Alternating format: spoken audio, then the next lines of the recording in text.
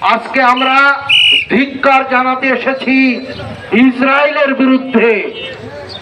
আসলে ইসরায়েলের বিরুদ্ধে ধিক্কার জানানোর আগে ধিক্কার জানানো উচিত ওই সব মুসলিম দেশগুলোর মুসলমানদের যারা ইহুদি এবং নাসারাদের দালালি করতেছে।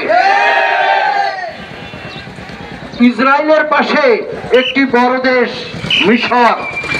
আপনি আমি সবাই জানি, মিশর যদি নেতানিয়াহুর দিকে চোখ রাঙিয়ে তাকায় তাহলে কিন্তু নেতানিয়াহুর হাঁটু কাঁপতে থাকবে।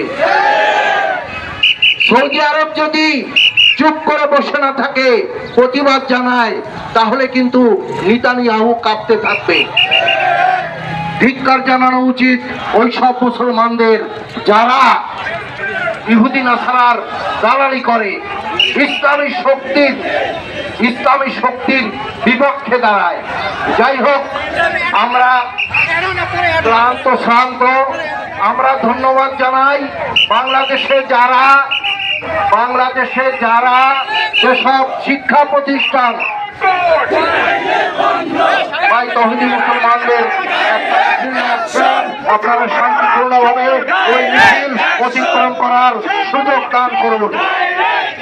বাংলাদেশের যেসব শিক্ষা প্রতিষ্ঠান আজকে ফিলিস্তিনিদের ডাকে সাড়া দিয়ে আজকে শিক্ষা প্রতিষ্ঠান বন্ধ রেখেছে, তাদেরকে ধন্যবাদ জানাই।